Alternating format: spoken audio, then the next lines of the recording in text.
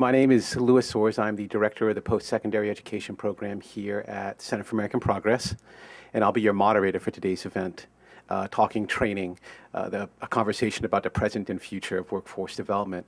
The idea for this event occurred to me when I was asked to co-author a chapter in the Labor and Employment Relations Association Research Journal, which for the first time in over a decade was focused exclusively on workforce development policy.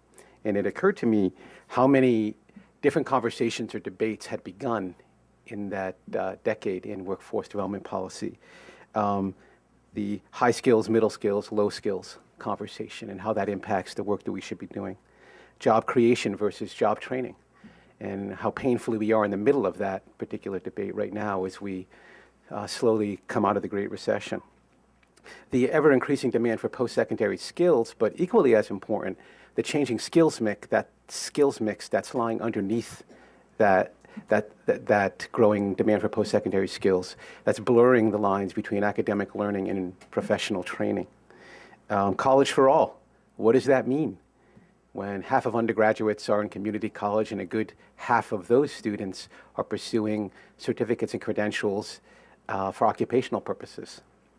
And then the convergence of economic development and workforce development as a way to drive economic competitiveness in the U.S., and equally as importantly, how that competitiveness yields shared prosperity. And hence the title of today's event, the conversation about the present and future of workforce development. And in many of those topics, we know a lot about them, but we don't know everything about all of those. And I believe we've assembled a group of academic experts to talk about the evidence base as a foundation for the future, and two deeply experienced experts at the nexus of the policy and politics of workforce development to guide our conversation today. To kick us off, I want to introduce John Podesta, who is the president and CEO of the Center for American Progress and a visiting professor of law at the Georgetown University Law Center. John served as chief of staff to President William J. Clinton from October 1998 until January 2001, where he was responsible for directing, managing, and overseeing all policy development, daily operations, congressional relations, and staff activities of the White House. Prior to his service at the White House, he held a number of positions on Capitol Hill, including counselor to Democratic leader Senator Tom A. Daschle, chief minority counsel for the Senate Judiciary Committees on Patents, Copyrights, and Trademarks, and counsel on the majority staff of the Senate Judiciary Committee. John?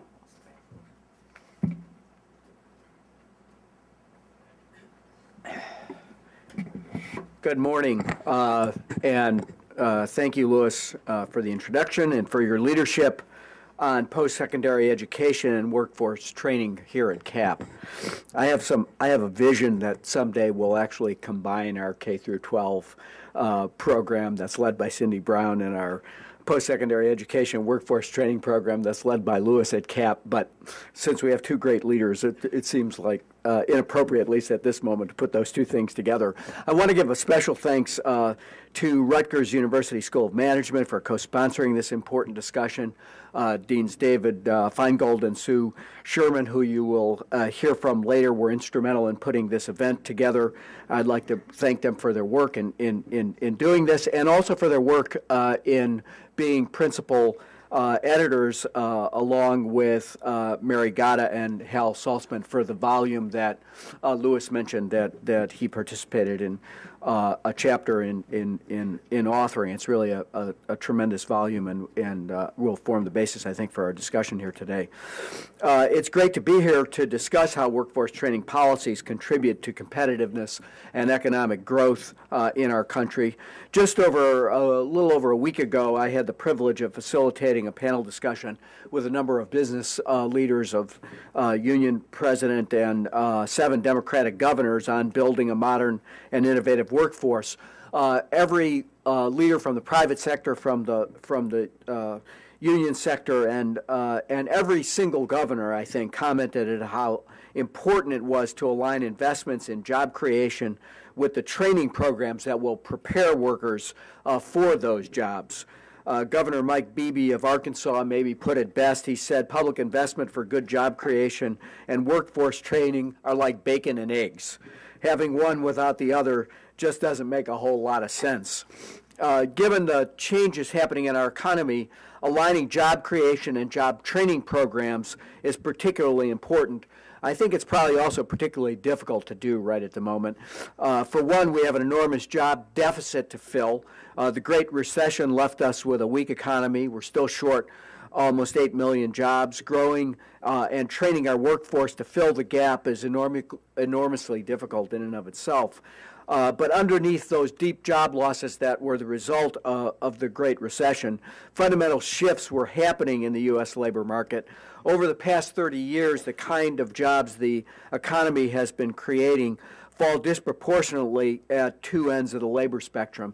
Lewis alluded to this. Job growth has been concentrated in high-skill, high-wage, and low-skill, low-wage jobs, with the middle shrinking as a percentage of the workforce. And the demographics of the workforce are shifting very substantially, both in terms of race and in terms of gender. Today we celebrate the 100th anniversary of the International Women's Day, so it's worth remembering that in the U.S. today, 2/3 of American households are headed by a woman as a primary breadwinner or co-breadwinner. 49.6% of today's workers are women. And as the report of the White House Council on Women and Girls noted last week in the substantial volume they put out, while women have made disproportionate gains in educational attainment over the last 30 years, at all levels of education, women earned about 75% of what their male counterparts earned in 2009. I think the good news in that report is that for younger women, that wage gap is closing and closing more rapidly. But overall, education levels have not risen in tempo with the demand for skilled workers. The rate of four-year college degree attainment has slowed, particularly amongst men. But when it comes to employment, education matters more than ever before. The ratio of the typical graduate's earnings compared to high school graduates' earnings is at its highest point in history, rising 45% since 1980 alone.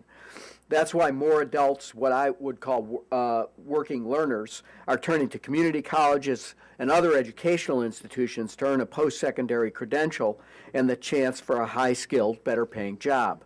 These fundamental shifts in the labor market complicate the jobs challenge.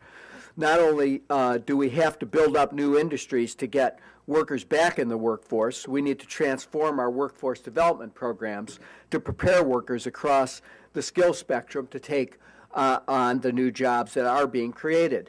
We cannot meet either side of this challenge without strong public investment, in my view, and in the view of the Center for American Progress. We believe that, as do most serious economists, that while private investment drives our economy, public investment paves the way by providing the foundation for competitiveness, for productivity, and for economic growth. We need public investment in infrastructure to lower costs for businesses, to stimulate manufacturing innovation, create jobs, building highways, rail lines, transit, communication systems, water and sewer, the other fundamental needs to create a strong private economy. We need to invest in the science and research to create millions of new jobs in emerging industries like clean energy technology and advanced health and life sciences.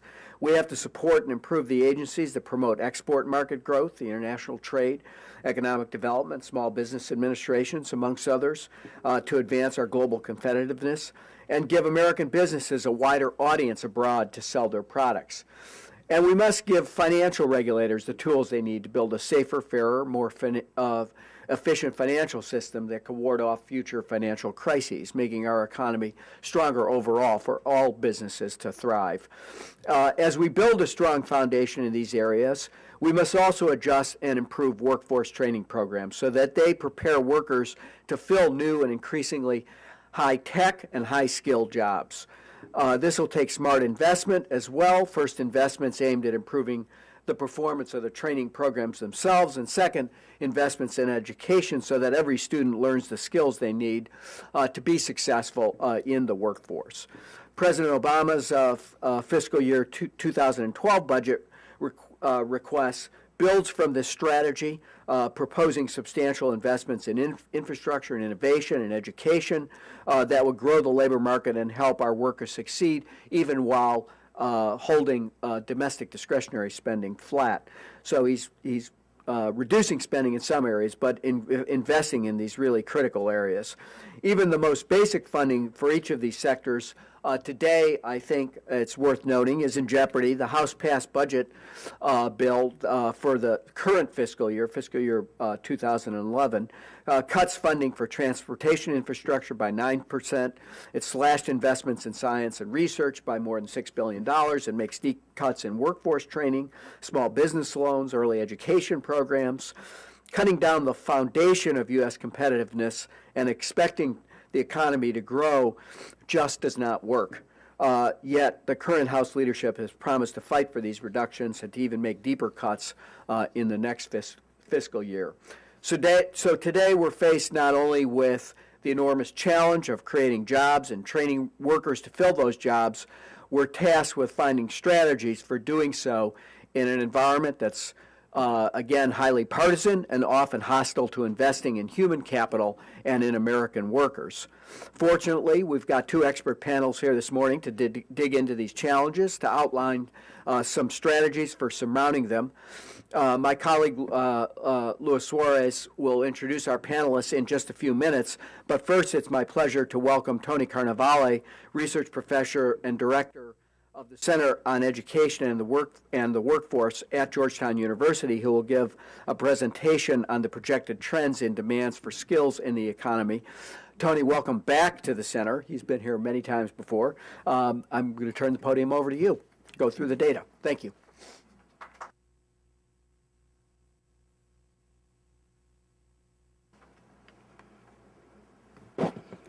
I'm not going to give you lots of slides and lots of data.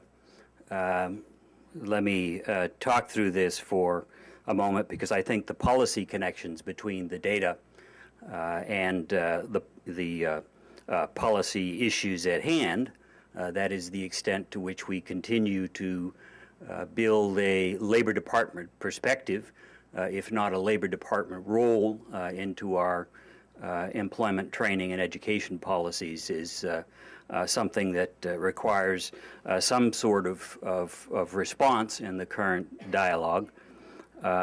The ground on which we struggle with jobs and skill is fairly well known, still contested in some places, but by and large, we all agree that if you're going to go anywhere in the American economy or any modern post-industrial economy in these times, that you've got to go to either college or some form of post-secondary education and training first. And that is more and more clear as time goes by. It is fundamentally a technology-driven reality in which the technology most closely associated with this latest long wave in technology change, our old friend the computer and its connections to other technology, are driving skill up, because the computer automates in a very aggressive way all tasks in jobs that are repetitive and leaves the non-repetitive work to human beings. And also because as machines take on more and more of the repetitive work, more and more of the time that people spend on the job, they spend interacting with each others and with customers and with other people in some form or other. So this networked economy that we all now live and work in requires more of what economists and psychologists refer to as soft skills: interpersonal skills, communication skills, influencing skills, the ability to move fluidly in a churning environment that is highly networked and depends more and more on relationships and more on collaborative work and less on top-down hierarchies. And that world is one in which higher level skill is most highly prized. That is very clear in the numbers. If you look back to 1973, which was the last year of the great American golden age in the post-war boom, what you'll find is that almost 70% of high school educated workers and dropouts were in the middle class, in the middle 40% of the income and earnings distribution. Today, that number is dipped well towards, well below 40, that is well below the majority, and is now headed towards 20 to 25%. So the losses for people with high school or less have been huge. We have been through a phase in which we pretty much eliminated all the repetitive tasks that were automatable in those jobs, and so the wages at the bottom have solidified and even risen a little relative to the people at the top. But while the wages of low-wage workers are stable and rising somewhat, none of those are jobs that anybody in their right mind would want to have. So we do face a situation in which more and more people are required, if they're going to join the middle class, either in terms of their wages, their status, or their ability to participate fully in the culture and the economic life of their times, they require some kind of post-secondary education and training. One of the big issues in this is what kind? How do we match the post-secondary and education and training that's available with the jobs that are in demand? And that is a big question, one that we have not really responded to very well. We simply continue to fund and refund and increase funding for post-secondary education without paying much attention to its relationship to labor market outcomes. The great hue and cry in post-secondary education reform is completion. Nobody seems to ask completion for what, which is the tougher question. There is a presumption in this strategy that we will complete and that in the end completion will move people towards sustainable incomes that will allow them to form families and fully participate in this culture and economy. That presumption is not very well teased out or articulated in our information systems, either on the education side or on the employment side. It is also, to some extent, a political bargain that we've bought into, and that is Americans prefer to have education as the arbiter of economic opportunity, in large part because it allows us to attach opportunity to individual responsibility. At least in theory, people who go to school and get educated have to do their own homework and take their own tests. Although I can tell you, as somebody who worked for ETS for many years, that a lot of people don't take their own tests. But we try to catch them, but they still get through. In the end, the connection between education and individual responsibility makes the education formula for driving opportunity and connecting to labor markets irresistible politically, because the alternative is the welfare state. And Americans don't want the welfare state. They don't want government to provide. Now, of course, the difficulty we face is that the education and training system is truly not fair. It is largely organized by race and ethnicity and class, and it in itself has a number of difficulties as an arbiter of economic or any other kind of opportunity. But the challenge that confronts us now is to hit the moving target in an economy where the structure of jobs and the structure of skill is changing very rapidly and generally increasing on the whole, and pointing us towards more and more, for want of a better alternative, because we don't have one in the United States. We don't have apprenticeship systems or adult education systems. All we have is our post-secondary apparatus. And that system has been actually remarkably responsive, although only loosely so. If you look at post-secondary education in America, if you look at BA degrees, about 80% of them are actually occupational.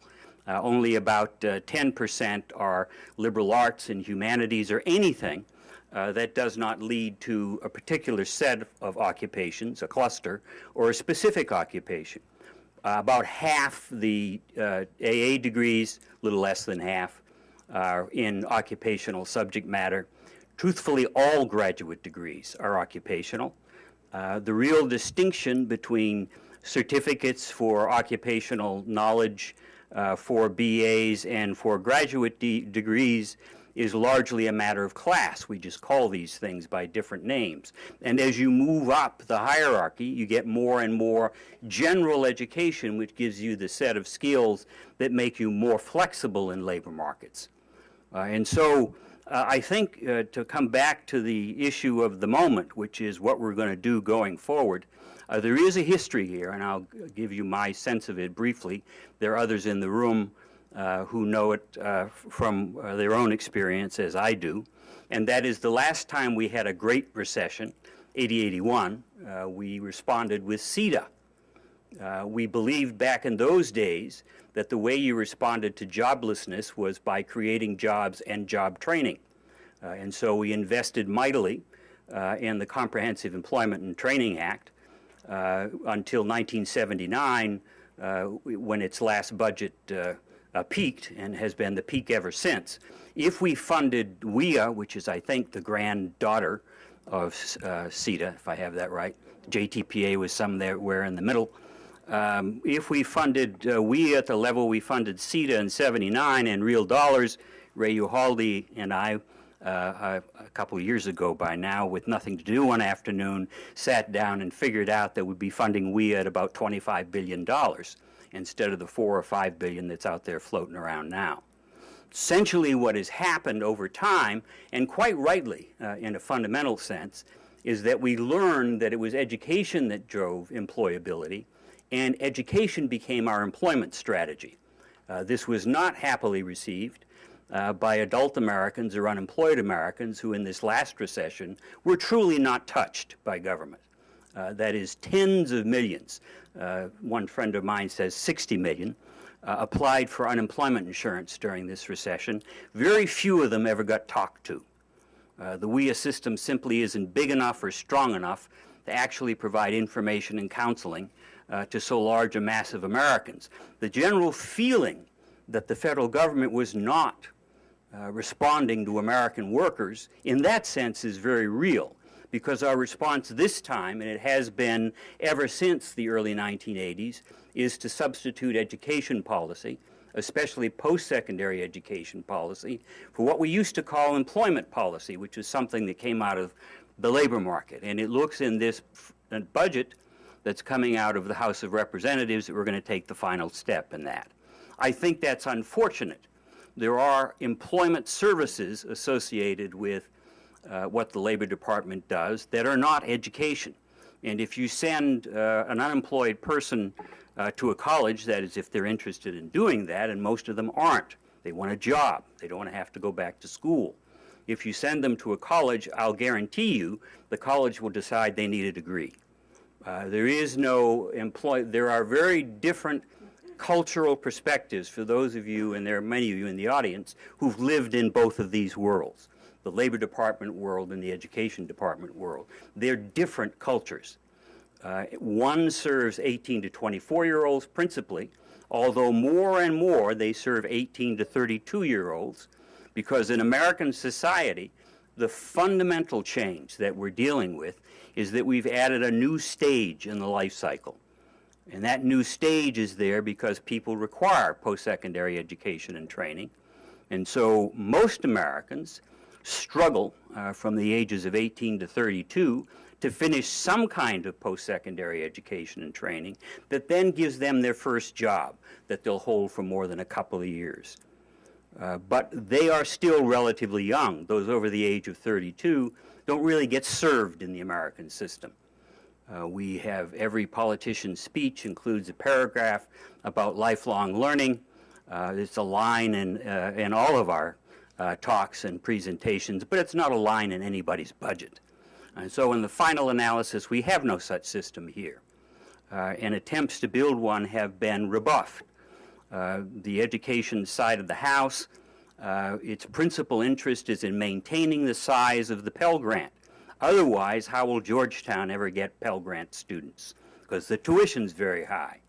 And so in order to satisfy the rising costs of post-secondary education, we've maintained a policy of increasing the size of the Pell Grant, but not its availability across a wide array of 18 to 24-year-olds and adults. And attempts to do that have been systematically rebuffed.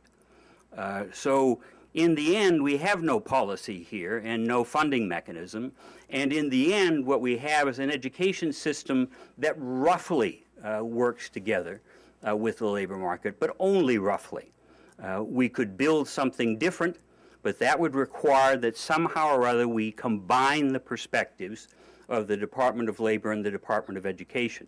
That would require, as the Department of Education is doing, I must say, that we use transcript data from our post-secondary system and tie it to wage records, which about 26 states can do.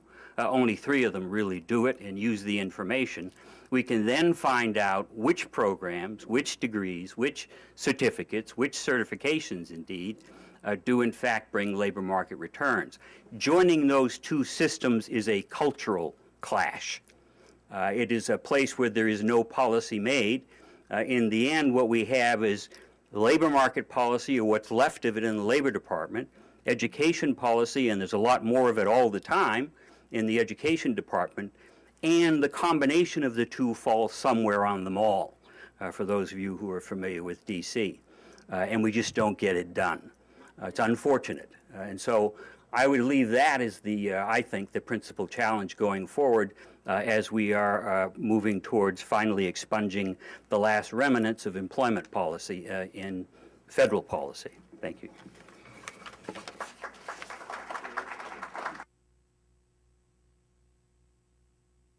Thank you, Tony. I want to invite our first panel to come on up.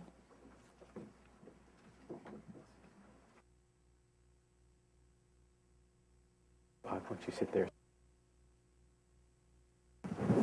Yep, okay. Thank you, Tony. That was great, as always, to set the context, and actually builds a wonderful bridge to the work in the research work in the volume. I'll introduce our 3 panelists briefly with their bios, who are 3 of the chief editors of the LIRA Research Journal. First, to my immediate right, Sue Sherman. Sue is a professor of labor studies and employment relations in the School of Management and Labor Relations at Rutgers and the State University of New Jersey, where she also serves as Dean of the University College Community. From 1997 to 2007, she served as founding president of the National Labor College, a regionally accredited non-traditional degree completion college supported in part by the AFL-CIO. And then to her right, Dr. Mary Gada. She is currently a senior scholar at Wider Opportunities for Women. Prior to that, she served as Director of Gender and Workforce Policy at the Center for Women in Work on the faculty in the Department of Labor Studies and Employment Relations at Rutgers University, a trend. And finally, David Feingold. David is the Dean of the School of Management and Labor Relations at Rutgers. He has been in that role since September 2006.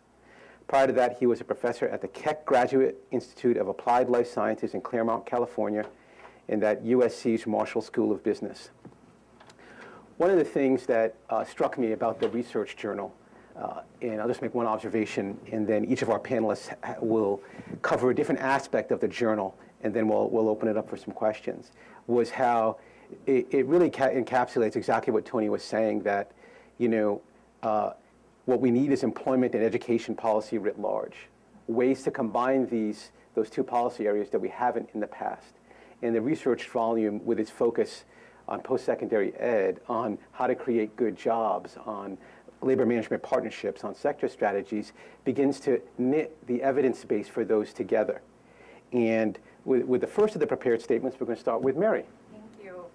And I also want to begin, though, by echoing what John Podesta said, and on behalf of Wider Opportunities for Women, wish everyone a happy International Women's Day. And it's actually very fitting that we're talking about this on International Women's Day, because, as John pointed out, the challenges around women and education, employment, and wages are real, and women are strongly impacted by what's going on right now in the debates in Congress. So I want to begin kind of by giving some of our thinking behind the journal and how we organized it as a follow-up to a LIRA volume that came out about 10 years prior. And as we all know, education and training has long been seen as an answer to a wide range of social and economic problems. after World War II, in order to help returning veterans secure good jobs, the federal government passed the GI Bill of 1944, which was a major catalyst for our mass higher education system. In the 60s, we competed for the race in space, investing in technology and sciences and math to catch up with the Soviet advances after the Sputnik launch. The 70s, we were concerned about the overeducated American when an oversupply of college graduates saw a declining wage premium. In the 80s, we became a nation at risk when the Nation at Risk report made the bold claims that the poor state of education was in peril to the U.S. economy. In the 90s, the concern for America's global competitiveness and skills shortages among workers took a new direction, especially in highest leadership positions for the war for talent. So a combination of the dot-com boom, a tight labor market, and the increased retirements of baby boomers created a real fear of skills shortages. But that war for talent then quickly ended with 9/11 and then the dot-com crash. And our post-9/11 world has led to actually a greater pool, a larger pool of higher skilled workers. The internet, the effective integration of billions of new workers in the global labor market allows firms to move knowledge work to wherever they can get the best price. And these longer-term structural problems were then exacerbated during the Great Global Recession of 2007 to 2009 and the accompanying financial crisis. So quite simply, there's a negative economic return to investments in retraining if no jobs exist for people to then use their new skills in. And in the case of this recession, the rate of job loss relative to job creation was particularly high, leading to higher levels of unemployment and longer durations of unemployment. So as we began this volume about a year and a half ago, we undertook this challenge framed around some of this key thinking and around two challenges for the workforce development system and the economy. First, we acknowledge there's no shortage of skilled workers at the moment, nor can workforce development investments be expected to provide an immediate solution. Yet, we really risk investing right now in workforce development, and that's clearly a real risk right now, and then not having the skills needed in the recovery and beyond. A second challenge that kind of framed our thinking was the idea of we need to foster a new strategic direction around workforce development system. For instance, more fundamental restructuring of the system in ways that could create, for example, high schools that blend strong educational foundations with vocational and technical options, ways of connecting concrete academic content to real occupations, the development of multiple high-status post-secondary education and training pathways. So how do we think strategically about restructuring?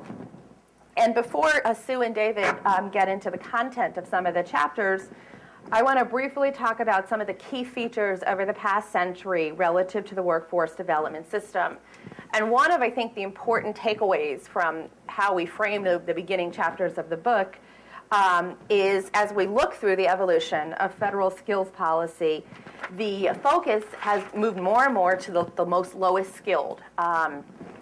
And we need to really rethink that. We need to talk about transforming the workforce system, such as our title of our volume, is quite important without losing sight of the lowest skilled, though. So our current public workforce development system first emerged out of the challenges of the Great Depression. During the 30s, President Roosevelt created a series of employment and training programs as part of the New Deal, including the Work Progress Administration, the Civilian Conservation Corps, the National Youth Authority, Civil Works. Hundreds of thousands of unemployed workers received targeted training to qualify for subsidized employment in the public sector. Then we moved into the GI Bill that I mentioned earlier, and this legislation provided returning veterans with tuition assistance and supportive services to attend college. Perhaps the federal government's biggest intervention into education, and it opened the door to college for millions of predominantly men who otherwise would not have been able to afford college. So while the GI Bill was a policy intervention that focused on traditional post-secondary education as a route out of poverty, job training became part of the discussion and the policy response in 1962 with the Manpower Development Training Act, Recipients received short-term training to prepare them for entry-level jobs. Several years later, the Work Incentive Program, or WIN, was created as a supplement to welfare policy. And under WIN, welfare recipients were provided job training along with a subset who are mandated into work. And this historical moment of coupling manpower with WIN points to an important trend that we continue to see happening, as education and training was a means now framed as a way to reduce welfare dependency, and work emerged as a legitimate component of welfare. And this framing was very much focused on a service strategy of public workforce policy. Education and training were just part of a larger strategy, including transportation, Medicaid, child support, for individuals to work their way out of poverty. In 1973, with CETA, was a public service job creation program that created unskilled and semi-skilled jobs and training for individuals to then succeed in those jobs. But in the 1980s, now we are zooming through the century, the policy shifted to a more individualized conceptualization of poverty, along with the potential for the transformation of job training. The rising popularity of skills-building strategies began to really undermine the support for public service jobs. And the problem of poverty was not conceived as a lack of jobs, but a lack of skills on the part of the worker.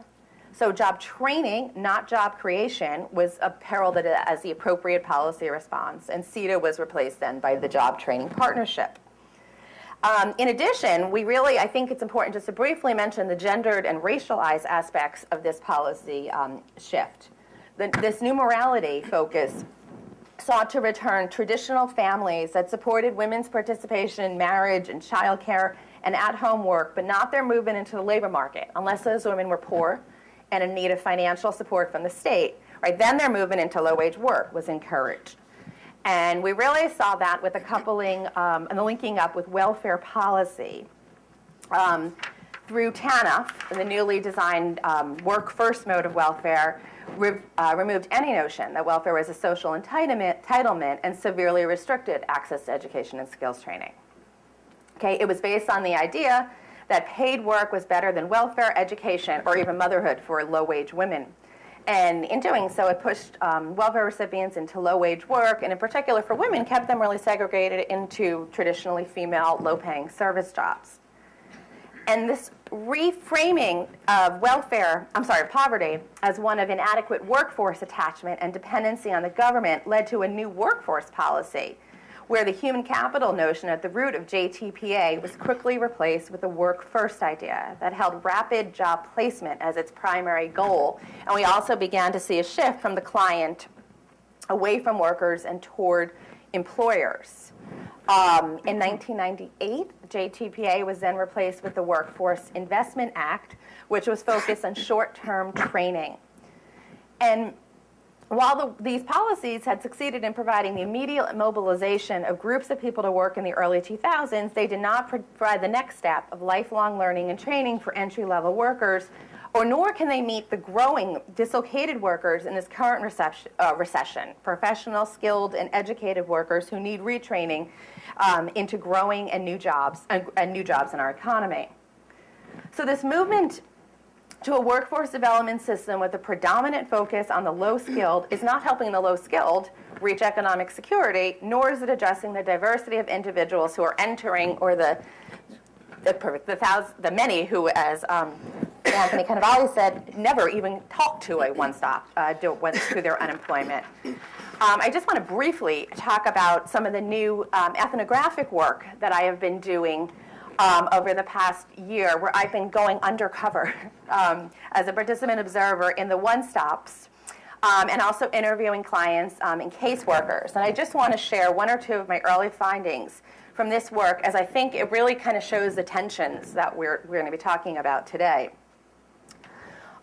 Low-skill workers, I went undercover as a low-skill worker and as a higher-skilled worker.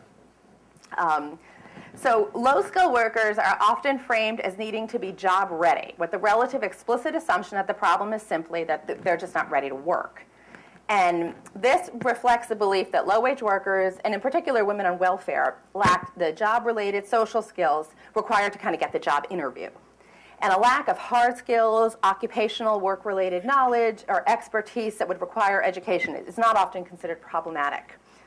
It also denies that the low-wage labor market is a significant factor in a worker's ability to secure work that helps them maintain economic security or even move them to economic security.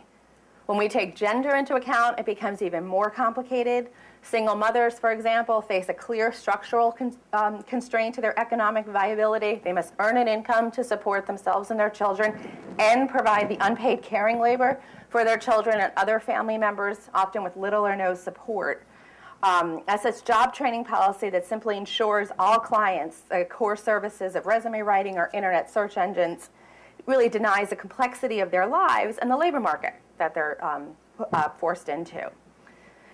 In addition, and when we talk about higher skilled workers, and I know David is going to talk more about this, but very clear into my study when I went undercover as a professor at a community college that was laid off in the area. I attended, one of the first things I had to do was attend a job search seminar, and there was a fellow client there at the seminar who she spent years as a pharmaceutical manager. And the counselor asked us to talk about our hobbies. Her hobby was needlework. He then suggested she go to Michael's Crafts to go find a job. And I just want to close with a quote from a highly educated workforce client that summed up her frustrations as she worked through the system. I go into the one stop because I see the big sign, hey, get a job. Then I get there, and I am not necessarily the person they want to reach out to, not within their hearts. Then she says in quotes, oh, I'm sorry, ma'am, you already have a degree, you are marketable. Go out there and get a job. Let's see, if I wanted a job, if I could get a job, I would go out and just get it. If I didn't want a job, I wouldn't come here and ask you for your assistance. And then I'm just sitting here and crying, please hire me. So that kind of frames how we thought about the volume, and now Sue and David will begin to talk about some of the strategies on how we're thinking about transforming the workforce system. Great. So, Sue? So, since Tony, not surprisingly, already gave my talk, but on the theory that repetition is good for learning, let me just go in a little more depth on some of his subjects. Are my slides somewhere where I can get them? Yeah, I think like that. Okay, so I'm going to pull together a number of the contributions in the volume really dealt with the question of how do you create a post-secondary system that includes education as we have known it in the higher ed system, as well as training outside that system and in the workforce development system. So the chapter that Lewis and I did was called Connecting the Dots around a post-secondary system. I want to show you a couple pictures just to frame it. Our friends in the human resource management system increasingly now talk about what they call it the architecture of knowledge in organizations. And basically the assumption is pretty simple. And that is that every firm or organization has some mix of those four kinds of knowledge that you can see on the slide. In the 20th century, what we think of as the 20th century, 2011 is also the 100th anniversary of Frederick Taylor, scientific management. And that organization that our economy was built on and thrived basically parsed out education. That workers were really concentrated in that bottom right-hand, I guess it is, job occupational. They typically wouldn't have much firm knowledge. They might have very limited general knowledge. They might have more knowledge, but the firm called only on their occupational knowledge. The more you moved up the food chain in the management system, the more both general knowledge you needed and professional knowledge. And not surprisingly, let me just say this first, the firms that are growing up today don't call on that kind of pyramid anymore. They don't call on an organizational structure where basically your boss has to know everything that you do in his or hers and on up the chain, so the guy or gal at the top knows everything. The basic premise of bureaucracy. Instead, what we have emerging in the jobs and industries that are going to pay well, typically the subordinate knows more things than the manager. Manager's job is really to make people with different specialties come together to produce a good or a service. So unsurprisingly, our 20th century education system really was specialized around that old organizational model. So in fact, you have, in the center there, I've listed the types of providers in the education training system. And the arrows, either the little ones or the big ones, indicate whether there's a strong or a weak connection to job and firm and agency knowledge. The thing that John said this morning and that Tony emphasized and we would all emphasize is it's no longer makes any sense to talk about job training in the abstract. It really has to be about what kind of occupations are going to be durable careers in the long run. The computer is going to wipe out every repetitive task, as Tony said, and it's going to, in fact, encroach on things that we don't even think are repetitive tasks now. It's already happening. So we really have to think about what is the education and training system going to provide. How do we strengthen the relationships, both the vertical relationships among our provider institutions, but also the horizontal relationships between them and the various kinds of occupational and industry expertise that exist in the business community. So basically what we're proposing is that there's no lack of supply. The U.S. has a very large education and training system.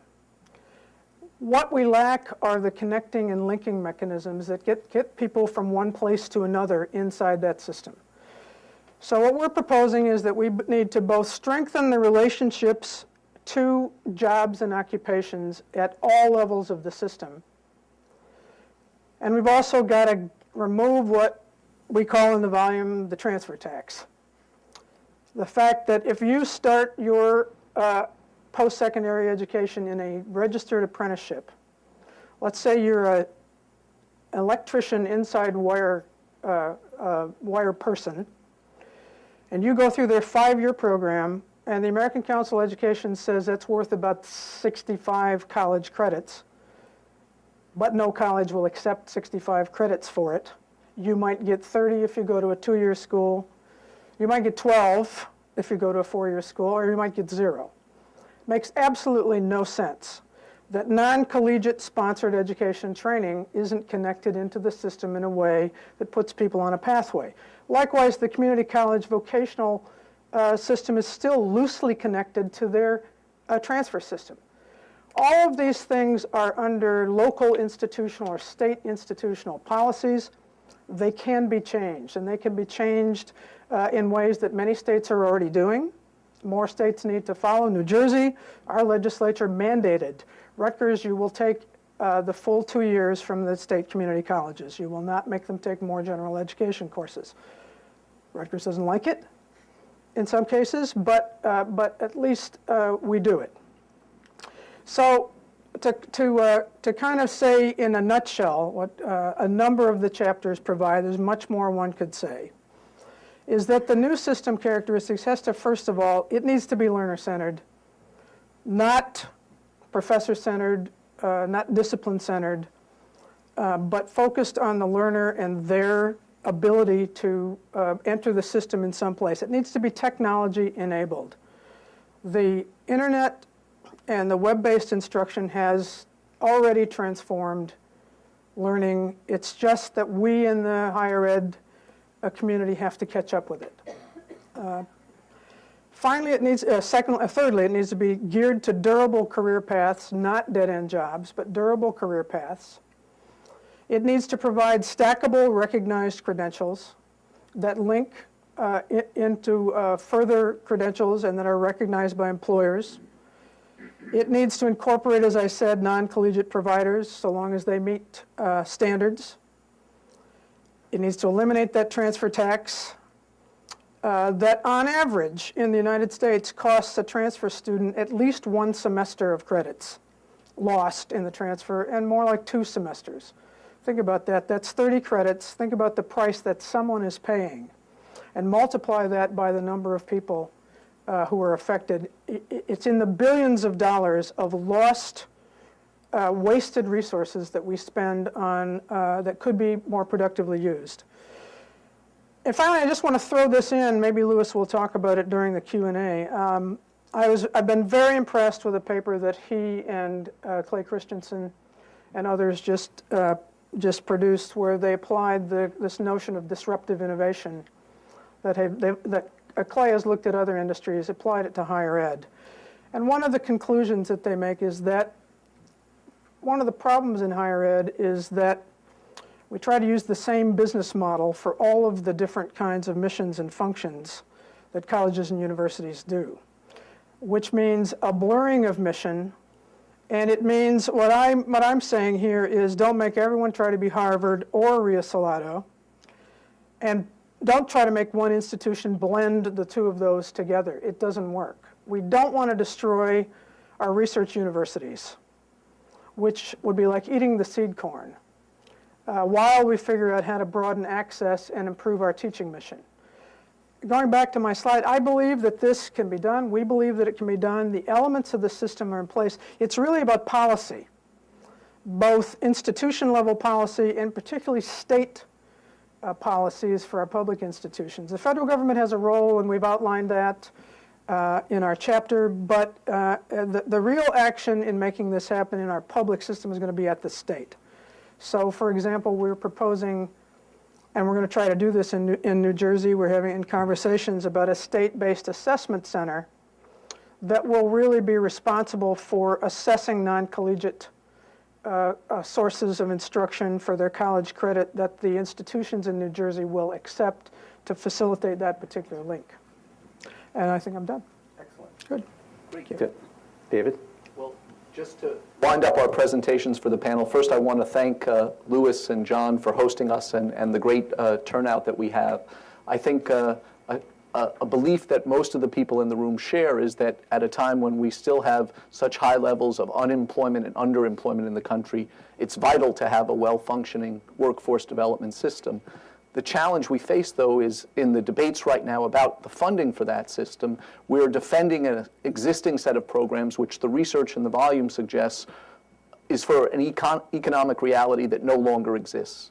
So I want to just start by outlining 4 assumptions that I think no longer hold, that are core to the way we've built this system that Mary outlined the history of. So the first of those is that we should target the lowest skilled and the unemployed because the rest will do fine in the economy and finding jobs. The second reason for that is because we've been the leader in the world in providing college education for our population.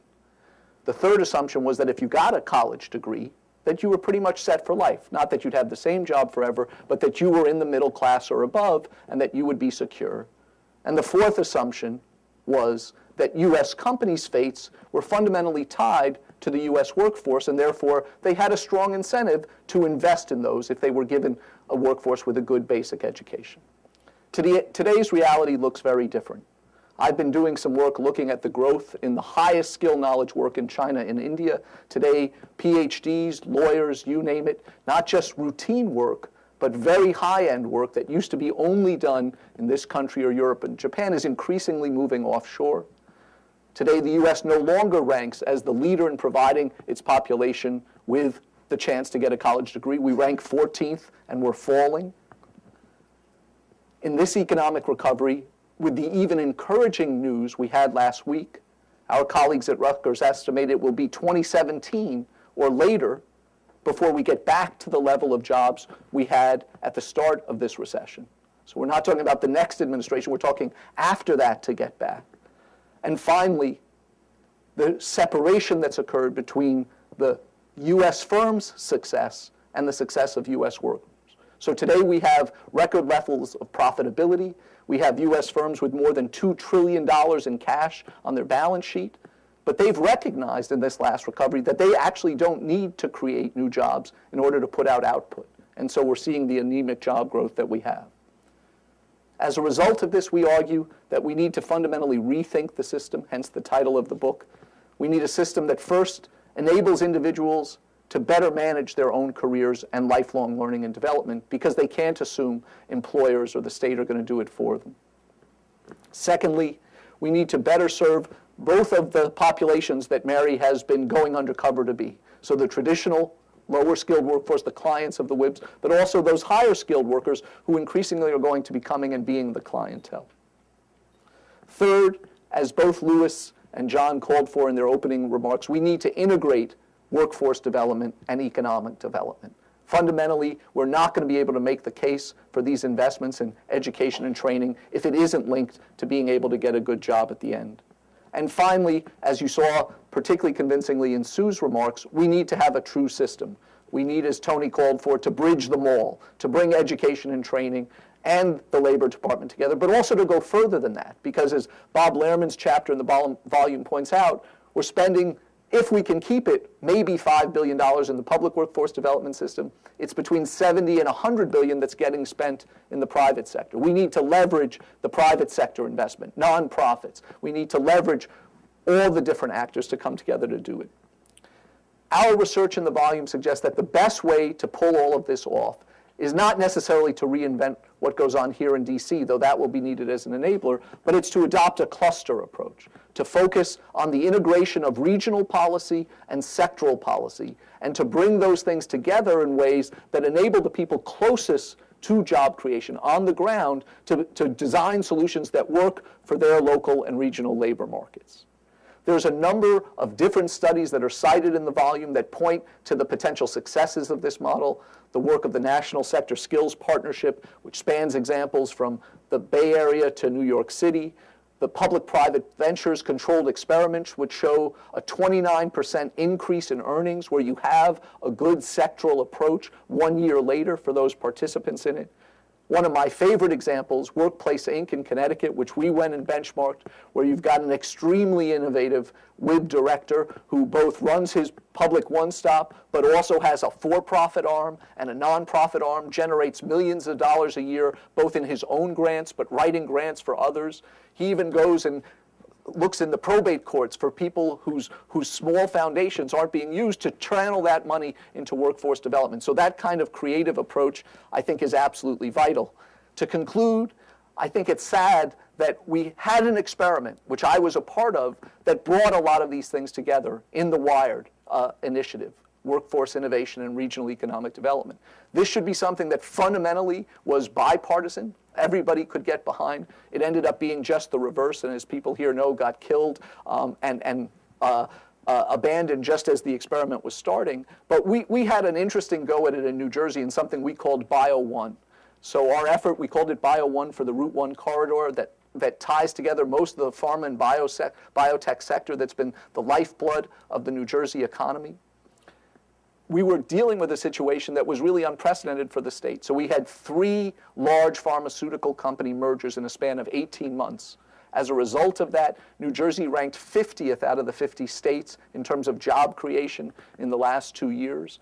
A sector, an economy which had been a world leader in the life sciences was threatened. What we sought to do was bring all of these players together to reinvent the way we thought about workforce and economic development in the state. So we went right down to the specialized technical high schools, the community colleges, the 2- and 4-year institutions, the research institutions. We tied those together with the industry associations, with particular employers, with venture capitalists and other investors. We brought in nonprofits. We brought in the workforce investment boards, and we looked at doing all of those things Sue identified in her diagram. We built articulation agreements. We designed an entire new master's degree, the Master of Business and Science, that pulls together the leading research that's going on in our research universities with the core of an MBA so that people will generate new innovations. We looked at doing as much economic development as WIRED would allow us within the fairly strict restrictions that were placed on that in the funding.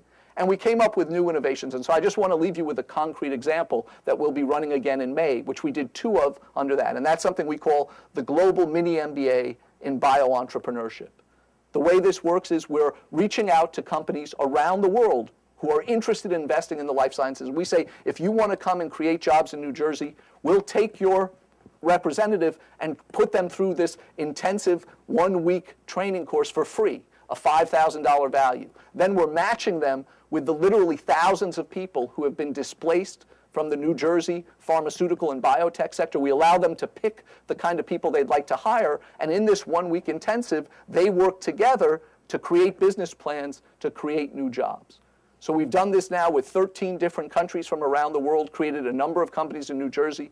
We have 7 more different countries and their representatives coming in May. That's the kind of approach, I think, which looks creatively at bringing workforce and economic development together, bridging education and training, that's going to be vital for us going forward.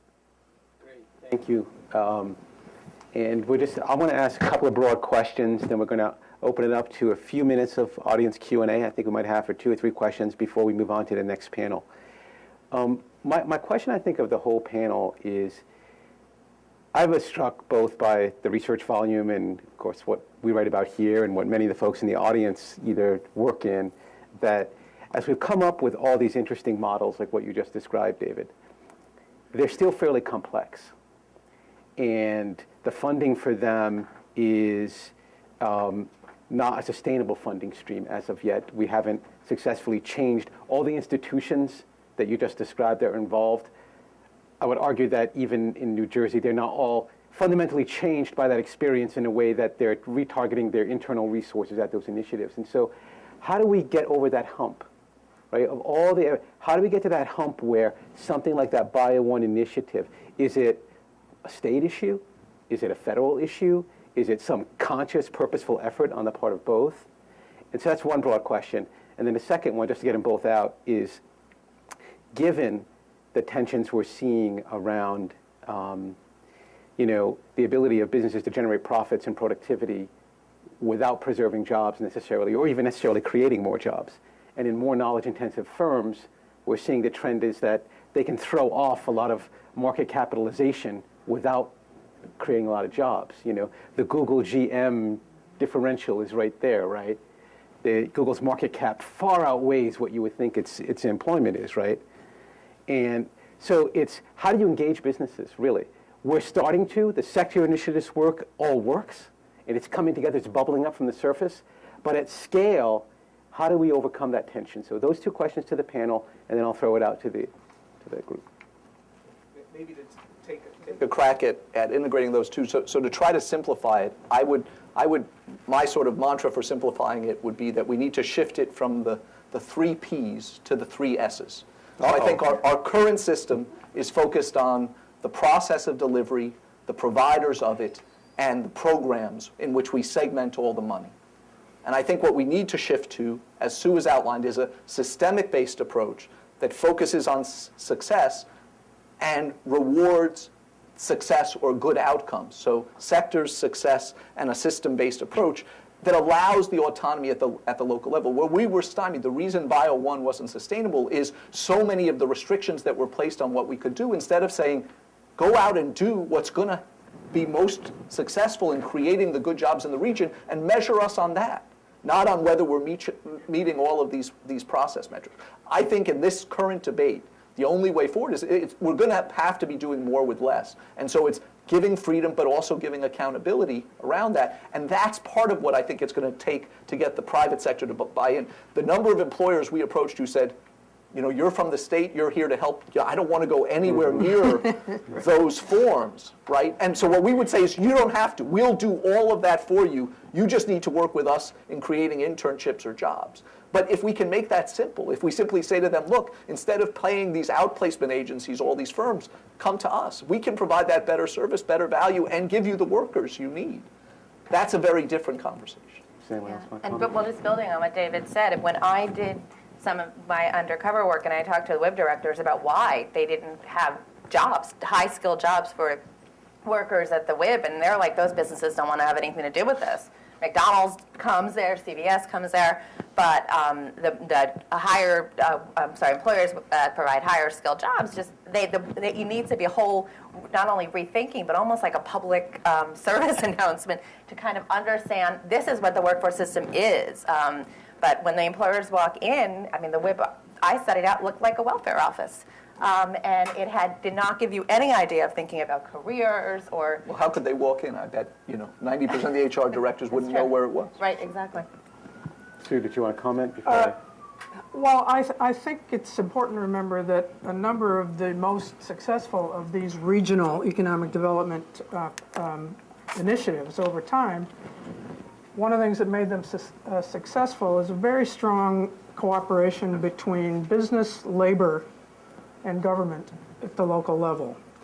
And I think the labor part is extremely important. I didn't talk, one chapter in the volume really looks at the history of organized labor in the United States and its contribution. Labor believes in skill, always has.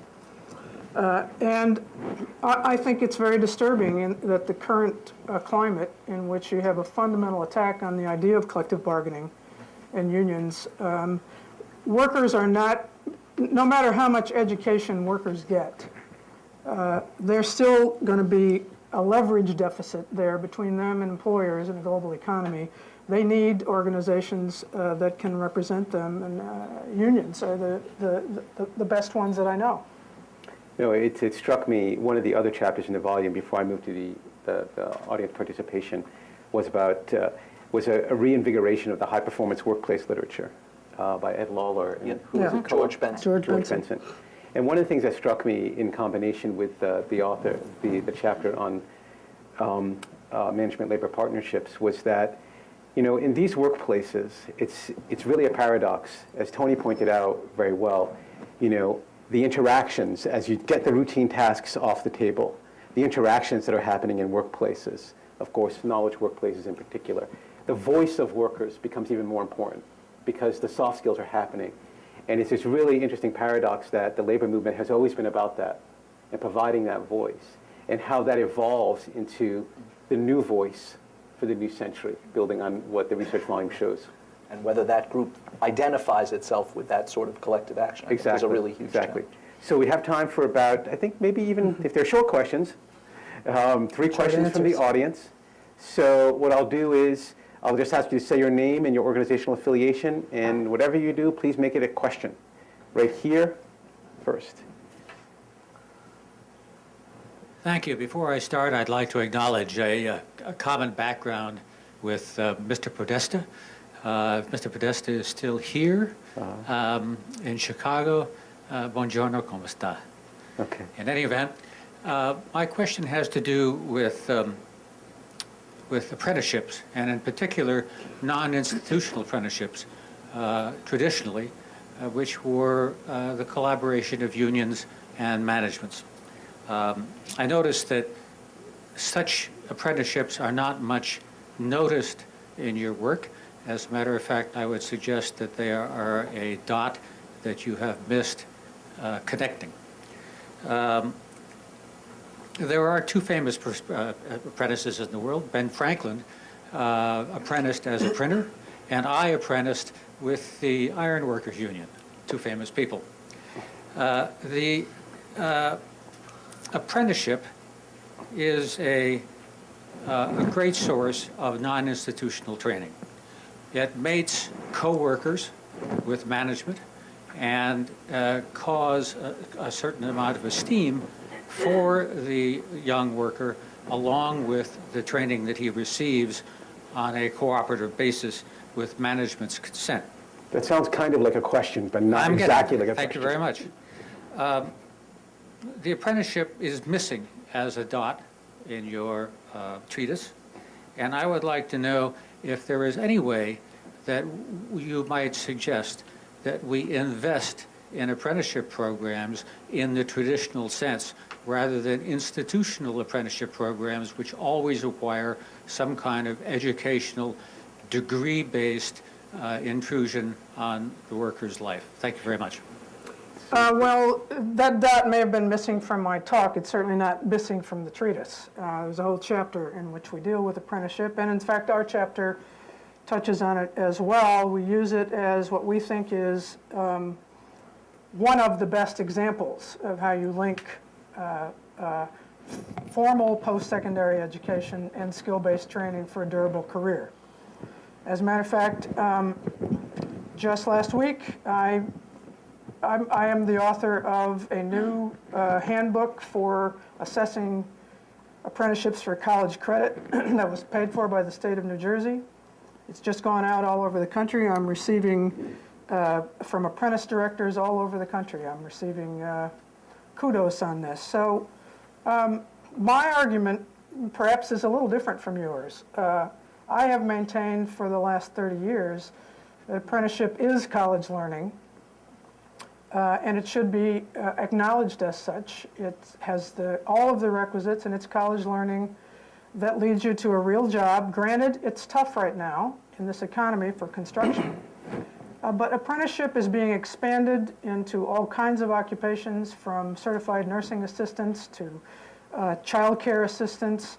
It is a particularly effective way of helping students who don't like the traditional college path. They don't want to be liberal arts majors. They want a job, but they also want to get the skills. It's Just one more it's a comment. terrific model. Just 3 quick points on that. So other parts of the book that touch on it, I think there's some really innovative things going on in career academies that are doing what Sue's describing. Bob Lehrman's chapter makes the argument that we're spending about $22 million a year in the Bureau of Apprenticeship. If we tripled that and added 40 million, we could leverage 10 times that in private sector investment to bring it in and promote it. And I've done an awful lot of work on the German apprenticeship system. I firmly believe it's a great route toward building intermediate skills, but like Sue, given the underlying biases in the U.S. toward college, I think the best way to make that high status is not have it be either or, but both. One more question from the audience before we move to the next panel. I'll go right here. I'm Sarah Fritz. Use the microphone, please. I'm Sarah Fritz. I'm the publisher of Youth Today. Whenever I sit in these conversations like this, I'm always amazed at the one subject that never gets mentioned, and that's for-profit colleges. And it seems to me they have been portrayed as responding to the availability of student aid, but in many ways they're responding to the problem that you've expressed here. But I'm getting the feeling that there's a kind of an elitism in the policy crowd that says that they're not part of our plan. Does this embrace those colleges, and how do they what role do they have in your scheme?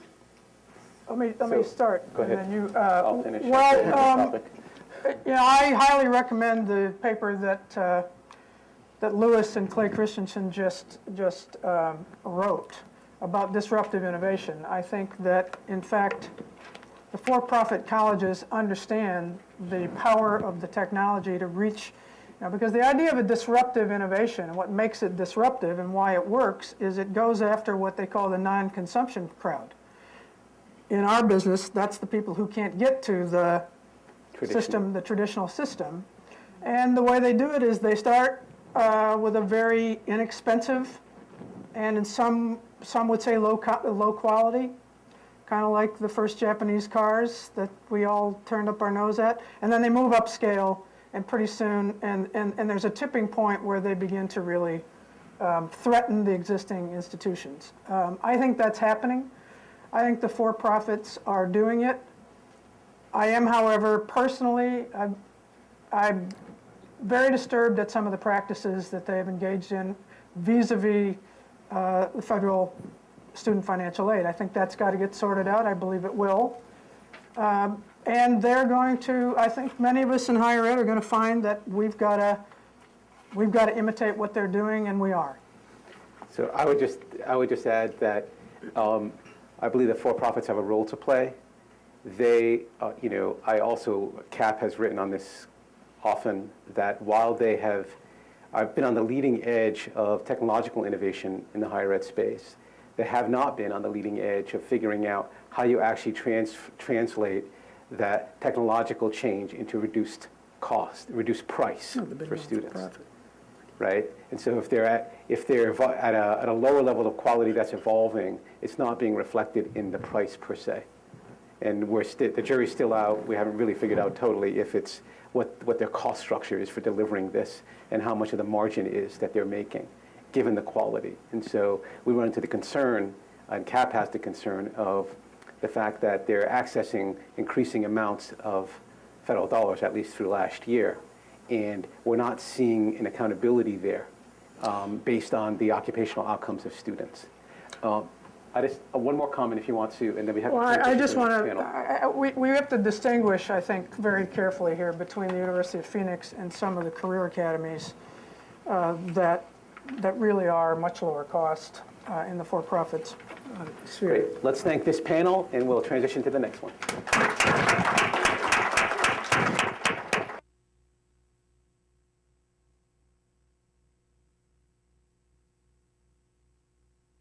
Would you come on up?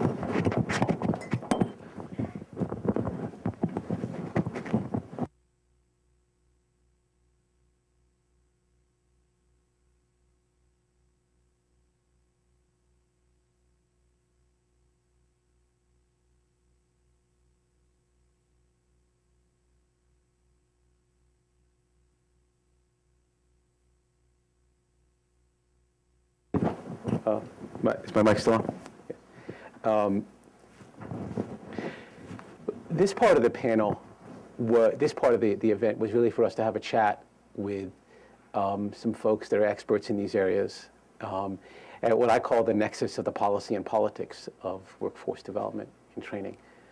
Tony, you've already met. I want to introduce briefly two folks I think you probably already know, but I want to introduce briefly our other two panelists, and then, leave that there.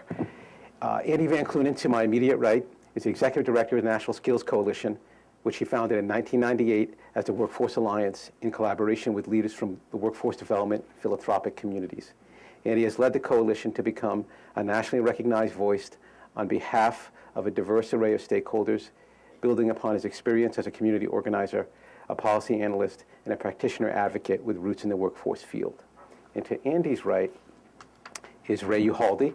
He's the Vice President at Jobs for the Future, leading their Workforce and Education Policy Group. He served more than 25 years at the U.S. Department of Labor, most recently as Senior Advisor to the Secretary directing Labor's implementation of the Recovery Act of 2009.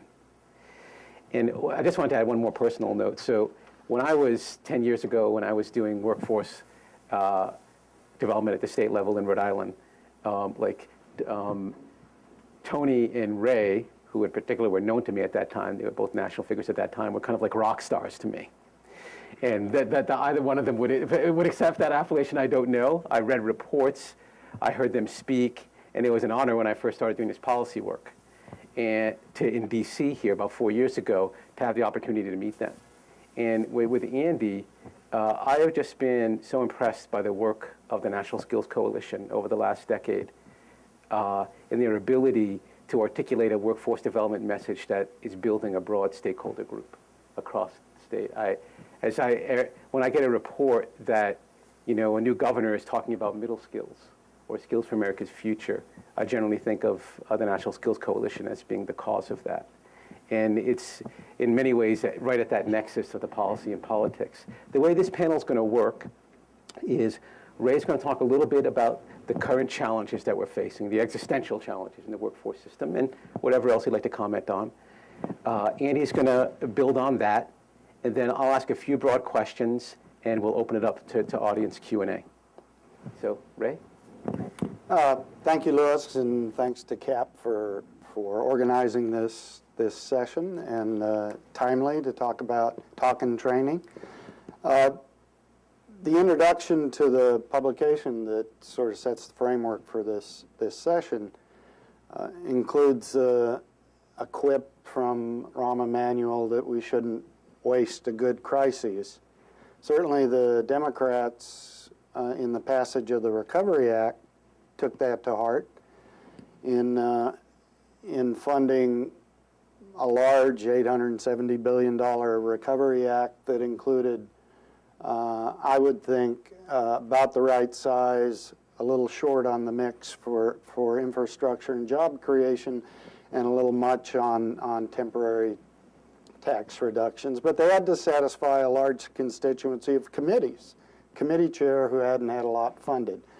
Not to be outdone, the Republicans now more recently have seized upon the debt crises as a cover for fundamentally redefining the federal role in a variety of spheres. And nothing more obvious than that in workforce development. Ironically, this publication is talking about the federal role in workforce development, but the federal role this publication is talking about is quite different from that evidenced in H.R. 1, which is the latest statement of policy from the House of Representatives, in which about $4 billion is eliminated from funding for workforce development. The Workforce Investment Act funding would cease as of July 1 of this year. This is obviously has been called the opening statement for the House in the negotiations over the continuing resolution, but I think suggests the wide divergence in the polls between where this volume and this discussion is and the radical approach that is embodied in H.R. 1. Let's just think back 2 years. 8 million people went through these 3,000 one-stop career centers around the country. As of the last year, about 4 million people were entered employment through that system. Are there reforms and changes? Absolutely. It was a system that was designed in 1998 in a robust economy with low unemployment. 1 year after the Personal Responsibility Act and TANF was passed, with a very much of a focus on engaging people in the labor market quickly. Although I would disagree that it was designed as a work-first program. It was much more a labor connection and training program.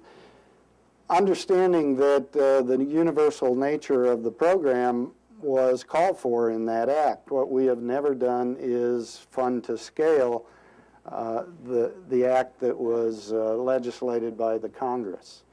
So universality is important. In fact, I can harken back to the days of Gus Hawkins when the chairman said, you're never going to have a quality workforce development system that's focused on just the poor. It has to meet middle-class standards in order to do that. We need the architecture and legislation, but we need the funding. And as you can see now with congressional actions, we're poles apart in terms of that. Secondly, I think the volume calls for a variety of approaches, including connecting workforce and economic development, making workforce a support for economic growth and prosperity in communities, using sector strategies to connect better with employers. Let's understand the small and mid-sized employers that come through this Great Recession are heroes.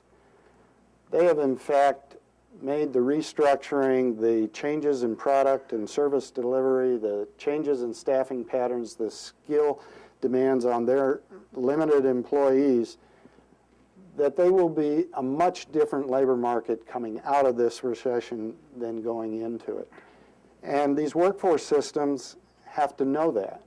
And they have to know it not from even the best of labor market data, which is going to be looking in a rear view mirror, but these sector strategies help them to know the business and help them to better serve the needs of business on their workforce demands, and thereby help serve the job seekers and the unemployed better, because they'll make better matches and have better understanding of their demands. So sector strategies, workforce development working in concert with economic development are two, and career pathways being built for young people and for returning adults are important. Well, so I mean, just to piggyback on some of the things that Ray brought up, I mean, I will say, when you think about where we are in the current debate in D.C. today on skills and workforce investment and workforce development more broadly, despite the fact that we have not been able to move the kind of reforms that many of us would have liked to have seen across many of these programs, there has been something of a bipartisan conversation about these issues for the better part of the past several years, up until a few months ago.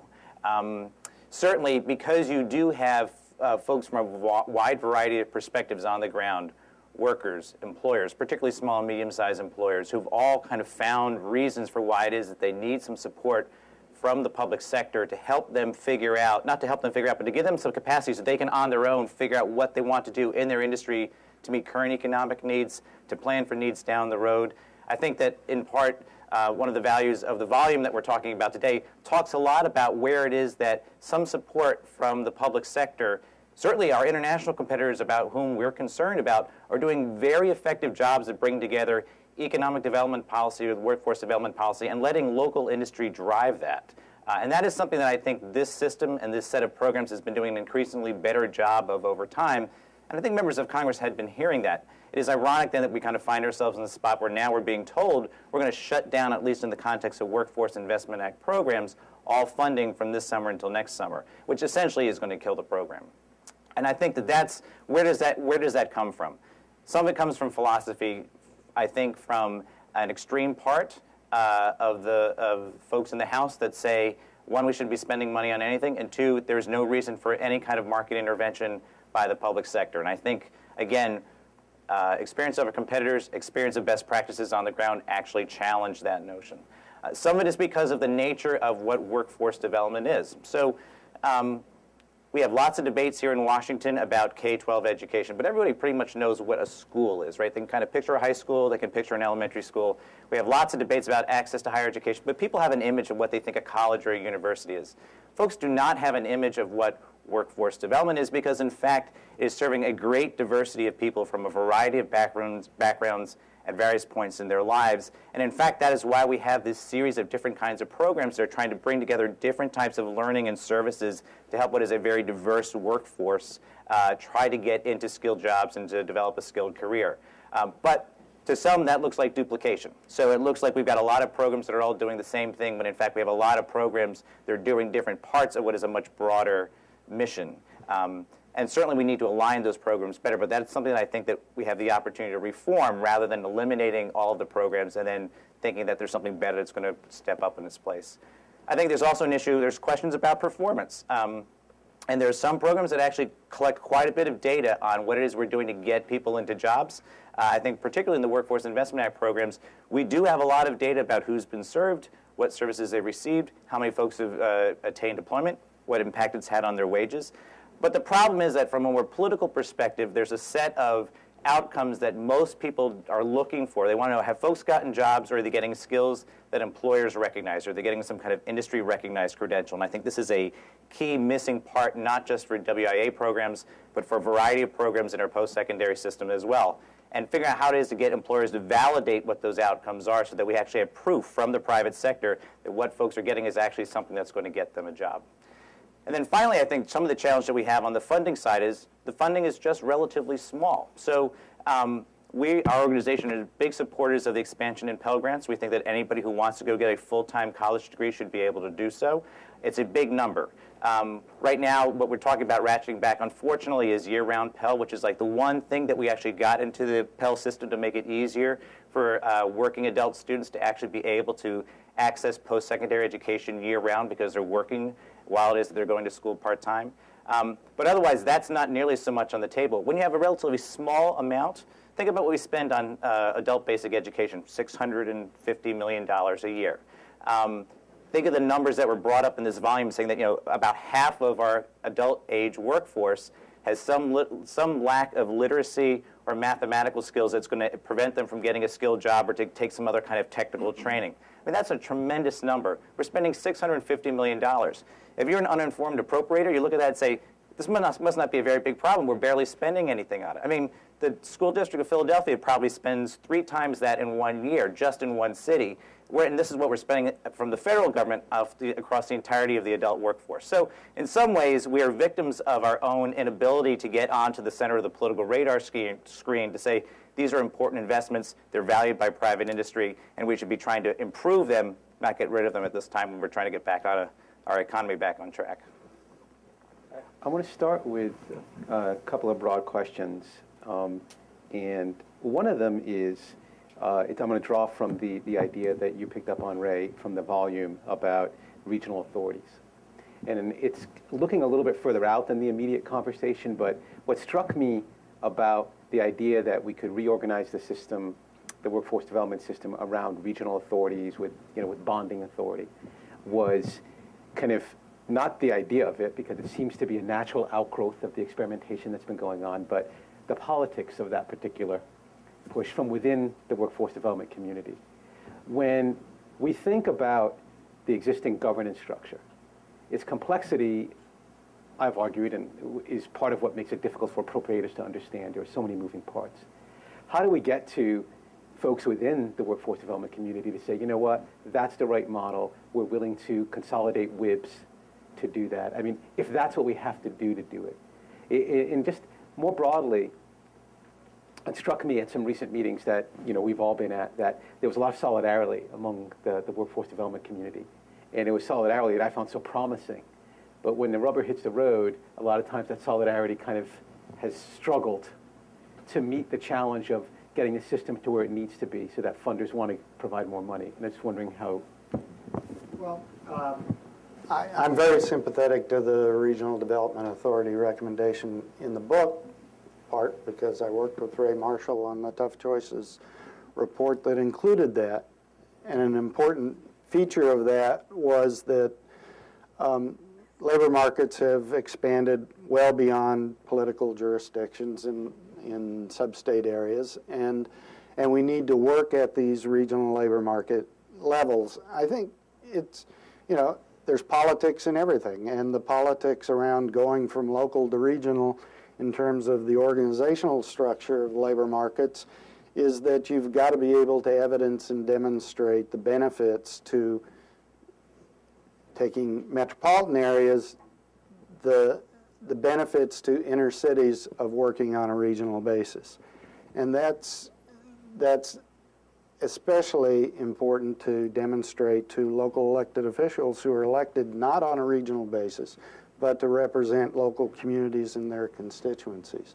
So I think when we see the reauthorization proposals coming out of the Congress, you're going to see a lot of calls for working on a regional basis, maybe not at the outset abolishing local jurisdictional workforce boards, but causing them to plan, coordinate, and deliver services in a coordinated manner on a regional basis, in part so that you can evidence to localities the benefits of that, and then it comes much more natural, and more trust is built by the smaller jurisdictions if they can see the benefits of these larger regional enterprises.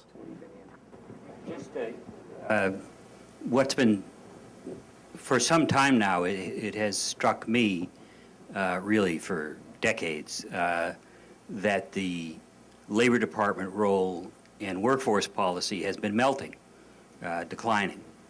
It hasn't been a priority for a long time. The Labor Department hasn't been a priority for a long time. That is, the day the President announced his economic team, he did not announce the Secretary of Labor, which is an old tradition in democratic politics. Apparently, the Labor Secretary has nothing to do with the economy at a time when the country's in a recession and people are out of work. But in any event, it seems to me that we need to begin imagining how we'll do this without the Labor Department. And that is, what if we did it from the education side, which is a department and a function that is broadly known, broadly credible with the American public, certainly has the money, that is, it has garnered both public and private spending hand over fist for a very long time now.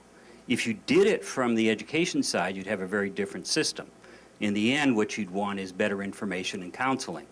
The one reason I would think that it might be productive is post-secondary education all by itself has got to be $350 billion a year. If you got 1% of that, you're beating WIA for these purposes. And if you connect the education system to career development, you do so through a very legitimate institution in the mind of the American public, and a high-status one. As other people have noted, going to the employment service, or whatever it's called now, is not a happy experience. It is a welfare agency and looks and feels like one, Besides, nobody goes there anymore anyway. It's all done online. So it's a check writing operation for the most part. It's unemployment insurance. So if we lose the $4 billion in WIA, to be frank with you, I'm not sure what we lost. It's a very small program. More and more the community colleges are really the central institution in workforce development, and that has been recognized by the White House and political leadership on both sides of the aisle ever since the Clinton administration, I think. So I do, there's something lost here. I'm not arguing otherwise. But one can imagine relatively easily a role where there would be considerable leverage in terms of connecting learning and work if you ran it from the education side. It's a much, it is a carrier compared to a torpedo boat, compared to the WIA system. Andy? May I respond? Yes. Usually I'm the provocative one on a panel. I don't think we should get rid of the Department of Labor. I do think, and I don't think we should get rid of its role in education and training. I think Tony makes a very valid point that the resources and the play, a lot of that is in the education department right now. Although, quite frankly, it is still a challenge to get education department programs to pay attention to industries, to pay attention to non-traditional students, the other student that actually is the majority of students at our community college campuses, to acknowledge and support programs on the non-credit side of post-secondary institutions, all of the things that are what employers are asking for, all the things that most workers are enrolling in. The reason why we have such a large for-profit industry in part is because there is an untapped market. You have a vacuum that the education department has had a chance to figure out how to deal with, and now we have another industry that's kind of grown up in its place to tap into what are some clear needs, long-standing needs for working adult students who are looking for some easier ways to access skills that will help them advance in a career. So it may be a battleship, but battleships turn very slowly. And so I would be much more interested in talking about how we can get labor and education to work together more effectively on some of these issues, to take the resources that are available under education, and to do a much better job on the labor side of engaging industry in a way that's going to make sure that wherever the dollars are coming from, labor or education, that it's going towards training that we know is going to move folks into real jobs with real employers who have signed off on those credentials as something that they see as being of value to the industry. So that'd be the position that I think we would be more interested in going into. Can I just respond to something on Ray's, on the issue about regional strategies? I think it's right. I mean, I think that there is going to be much more talk about this. There is already talk about it already. There will be more talk about it within the context of WIA reauthorization when we actually see some legislation from either the Senate or the House. I mean, the one thing I do think we want to be careful about this is part of the critique of the WIA system and the workforce investment areas is that we started from geography that did not necessarily, cut up geography that did not necessarily align with real labor markets. I'm not sure if what we want to do instead is to take one geography and take 4 or 5 of those chunks and create a somewhat larger geography, if it is not being driven by what the needs are of a particular industry. I was talking about earlier about the value that the wired programs have played in some places. I don't think they all have been effective. I think the ones that have had a very clear industry-targeted strategy like the bioscience strategy in New Jersey. And I think that ultimately what you want to make sure is that you're not creating a new geography where you have different industries within this let's say 4 or 5 county area, some of which operate across that entire 5 county area, some which truly are just operating in a much smaller area, some which may transcend that 5 county area. And so I think at the end of the day, we really want to make sure that whatever we're doing to get out of the current workforce investment areas in terms of strategic planning is being driven by industry, not by an alternate geographic definition. So I think we have to both figure out how to take what I still think is some of the value of the regional planning, but making sure that industry is driving the conversations about the training that's happening for their particular sets of firms in that industry. Can I make one other comment? I mean, I agree with all that. I'm not saying get rid of the Labor Department. But I think, we're coming to the point where if we cut this thing from 5 to 2, it's a fig leaf. That is, it's a substitute for a workforce policy, and we might as well get on with it and do it somewhere else where there are resources. As an old budget committee guy, I can tell you that that's what I'd be thinking if I was on the Hill. And secondly, maybe you can leverage this on the education side. because the Labor Department role falls out, I don't know.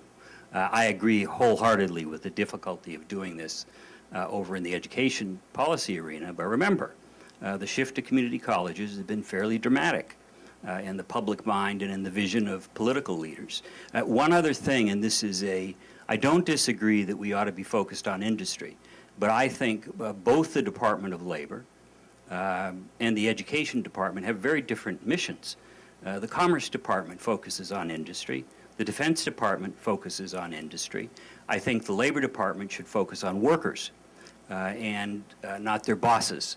I think that the Education Department should represent students and not industry. If you did an Education Department strategy, the bias, and I think it's a very strong one on my part, it is revealed in the economics of labor markets and education and skill, and that is the attachment between individuals. What connects individuals to labor markets is not industries, it's occupations. That is, people no longer work in industries, they work in occupations.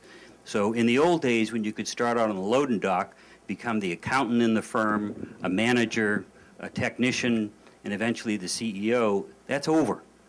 Modern industry, modern economic development, from the point of view of a worker, it's an occupation you join. So connecting, and the symbol there is the nurse who is not going to become a brain surgeon without going back to school.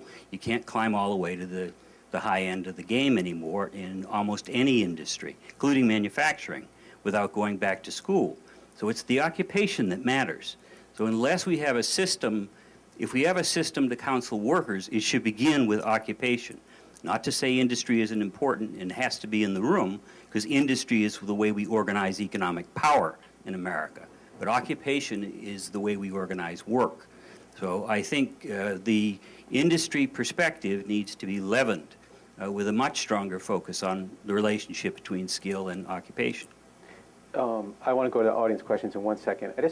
One thing I want to focus on is, you know, as we talk about the different programs, one of the things that always strikes me about the lifelong learning argument that Tony made earlier is that this is getting really, one of the reasons I think sectors works is because it provides a structure so a worker understands the journey they're on. And it seems that we're moving to a place where, whether it's our education policy or our workforce policy, it's drawn from the spirit of WIA, but don't know that we've ever totally converted on that spirit, this notion of how does that individual become an empowered user of these systems? Is it through something like sectors where you make it easy for them to understand, here's a path for you. Also, you build social networks if the sectors work right in that system. But how do we end up in a place where we have robust systems that serve empowered individuals? I mean, you know, Ray, your numbers are the number of folks that went through one-stops. It's also true that a lot of those folks, you know, were going through their jobs and probably seeing their job tenure become more tenuous over the last decade anyway, even though they never went back for education until they finally lost that job, which would be difficult for any of us. How do we do that? How do individuals become more empowered given the policy tools we have? I just want my last broad question, and then we'll turn it over to the audience. Well, we've tried in the original architecture of the Workforce Investment Act to try and talk about, in there it was individual training accounts. We tried before that, actually, in the Clinton administration, to have skill grants, which would have been a portion of Pell Grants, to try and treat adult learners the same way we treat their children. That is, be able to take the federal investment in training to the institution for the career training that they wanted. I think we need much better career guidance and counseling, and that's not just in the Workforce Investment Act system, that's in Tony's community colleges, which are atrocious at being able to guide in terms of career. I think third, you talk about the career ladders that you learn in sectors and what those ladders are. What we have difficulty is building comparable pathways, career pathways, on the institutional side of education agencies, principally community colleges. where the ladders are chunked in a way where there's meaningful entry into the labor market. So these so-called stackable credentials actually have meaning in the labor market, and they're not just a Xeroxed document that testifies that you finished 3 courses in the institution, but in fact that employers value that demarcation in terms of education and training that you received. And lastly, I'd say, God bless Tony, but I know he just wanted to provoke this conversation. But, you know, community colleges are the principal training institution and partner with the Workforce Investment Act and workforce systems around the country. But I can assure you, community colleges don't want to take up the entire landscape of what WIA in its legislation is charged to do. The enrolling of people from various backgrounds in life, the career guidance that's provided to people who may never enter into community colleges, the shorter term training that sometimes does result in the ability to get work, because adults don't want to go to school necessarily, they want to get back to work. And lastly, if we have a chance, Louis, I'd just ask you if we can talk a little bit about youth, particularly those youth that aren't what we would term college-bound, and how we can build some multiple pathways for them. Let me let Andy respond. Do you want to add anything, Andy? Did it. Okay, Ray, we'll just have one more comment on youth, and then we'll go to audience questions. If you were ready. No, okay, let's go to audience I would questions. We'll go right like the here audience. first, and then back there.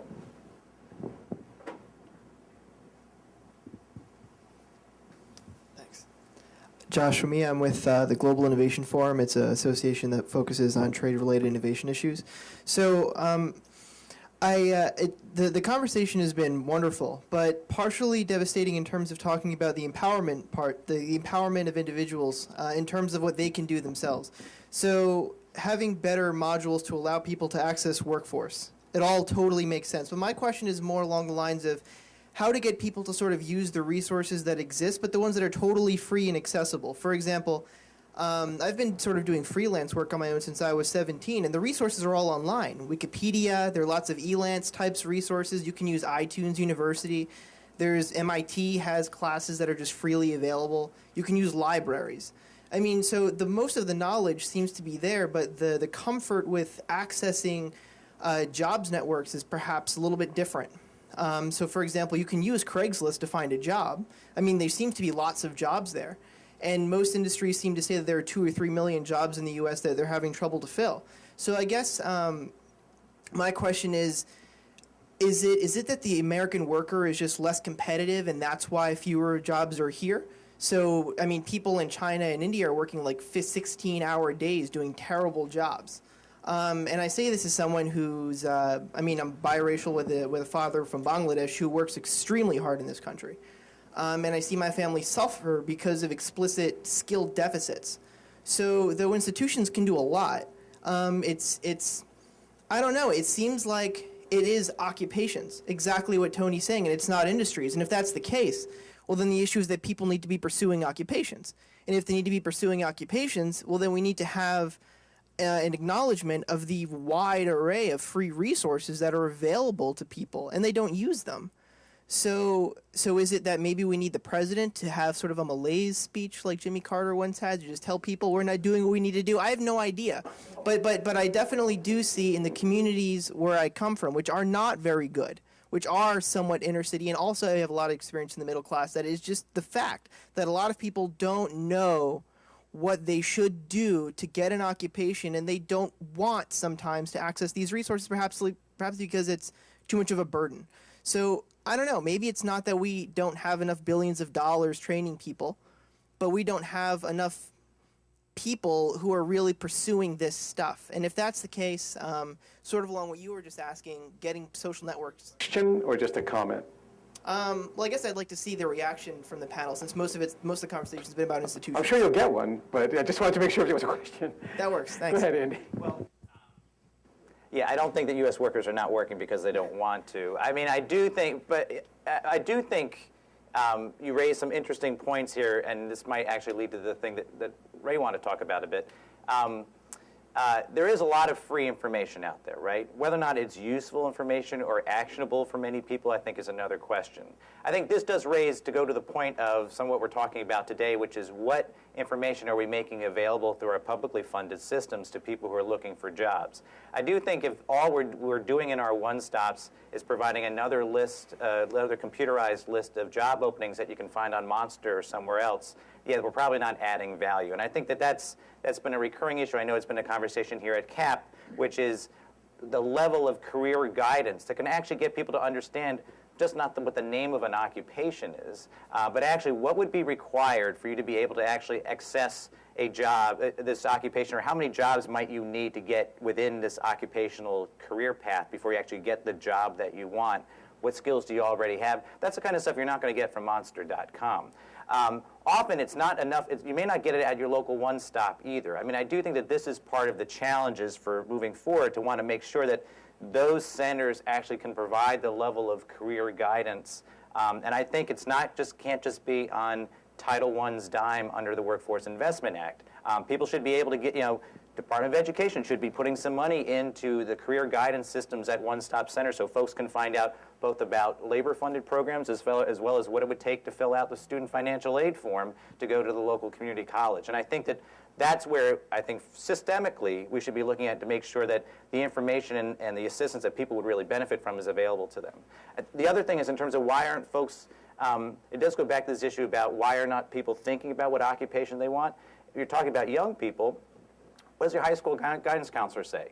High school guidance counselor says, let's get working on where it is that you're going to go to college to get your 4-year degree. That's what most students are being told. That is kind of the coin of the realm.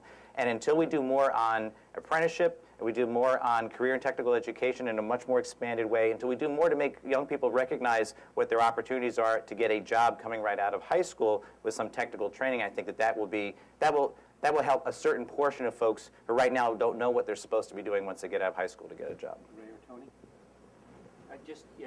That is the answer, and it is just to add to what you're saying, we can do this. We couldn't do this 10 years ago. We can do this now. That is, in fact, in the Clinton administration, the Labor Department had built a pretty good national labor exchange. It's primitive compared to what could be done now. We can do this. Because, just to give you one anecdote about this, that is that in the Clinton administration, Ray and others built a regulatory requirement or option for employers that they could get a checkoff on EEO if they submitted all their jobs somewhere in public. And a lot of them wanted the EEO checkoff for federal contracting, so the big employers did it. Ultimately, what this led to was a fairly robust a real-time job opening data system, which we still have now. The Bush administration killed it because Monster and others could make money with it. What happened to it then is the CEO at Monster, who had lost his job or sold his company to others, moved to Indianapolis, and then he then made his next several $1 million by having the companies send him their job openings, and he then, and I think still, erases them every night. That is, we've never, at 2 o'clock in the morning, I know, and we've never built out this information system or done the other obvious thing, which is to create a learning exchange to go with it so that you can find a job, put your own information in, figure out whether you qualify the job that's out there, whether it's in Boston or Florida, and then find out what it is you don't have that you need to get the job. That's just information. It'll make markets work better. It's not programs, it's not lunches, it's not a lot of people talking to each other. It empowers the people who use the system. So we have time for one more question right there in the back. Hi, I'm with the Employment and Training Reporter, and we cover workforce development. And I'm getting a lot of feedback, particularly from people around the country, about what's happened. The House bills scared a lot of people, paralyzed a lot of people. And I'm asking this: 2008, you had one candidate, McCain, who said he would erase the workforce development system, and another candidate, Obama, who said he was in favor of reauthorizing WIA. Here we are, 2011. The system almost got erased. I mean, it wasn't a bill that was not very serious, but okay.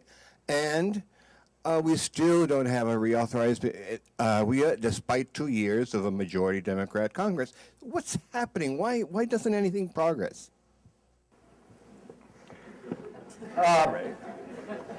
30 seconds or less. 30 seconds or less. I mean, I've said this for the last 6 years at least, that I think the Senate will produce a reauthorization bill. Look, it's very hard, and I had, before H.R. 1 was done, I had actually a considerable confidence that the House, with the Republican leadership and people like Buck McKeon and Brett Guthrie and others in the House Republicans were in fact going to bring forward a reauthorization bill, and they would be considerable differences, but that it was very likely that this is going to happen. Obviously, House Republicans have painted themselves in a corner, even if funding is restored, all or most of it, for the Workforce Investment Act, to then talk about a reauthorization of a program that they wanted to eliminate in terms of appropriations. But it could be that in the Senate this last 2 years, where they tried for perfection rather than getting something forward, I think they realized in the last 6 months of the Congress that it would have been better to have a bill rather than the perfect bill. But I think that what this funding crisis has evidenced is that we're operating under a piece of legislation which there's absolutely no congressional ownership of. This was passed by a set of members in the House and the Senate in 1998 who have almost no attachment to it or are not there, and there's no embrace by a Congress that says this is somebody else's legislation. Once you have a half a dozen or a dozen members who actively work and authorize and enact a piece of legislation, they also have some ownership of it and will seek to get the funding for it. There is no patron saint for this legislation in the Congress, and until the Congress is able to bring it to reauthorization or follow Tony's approach and zero out the funding for it and depend on the Department of Education, this program will always be in peril. I mean, Ray's absolutely right. I mean, there's an ownership issue the other way, too. I mean, quite frankly, the reason why we didn't reauthorize this program 6, 7 years ago was because there was always some poison pill put on the bill by somebody that had nothing to do with getting people skills and getting them jobs and serving local employer industry needs that at the end scuttled it. It was part of, other ideological debates that were going on in Congress about whether or not you could use public funds to hire folks who were doing religious instruction, or whether or not we're going to block grant all these programs because there's an effort to block grant a whole wide range of discretionary programs. It wasn't about WIA, but WIA was an easy one to put those things on because there wasn't a mobilized enough constituency to prevent that stuff from being hung on to the bill. I think the mobilized constituency part has changed. I think there is mobilization both in the nonprofit sector and the private sector that cares much more about these sets of investments now. But it is true that we have emerging members of Congress who have been champions on skills issues. Most of them were not around when WIA was passed, and they want to see WIA passed, but they're also trying to get other things into reforming WIA, and I think we have to figure out how to kind of roll all that up together. So I'd like to finish on time. Before we thank our last panel, I just want to add that when I looked at the RSVP list for the event, I saw that there were many folks on the list who are working both on the existential issues today around the CR, and you go back to your day job and you're worried about your memberships if you're a membership organization. And all I hope is that this conversation, both built on the evidence base, the scholars that we brought in the research journal, and with these folks who know this stuff inside and out, that it's helpful both to provide some tools for the current fray, but also some hope for the future. So help me thank the panel.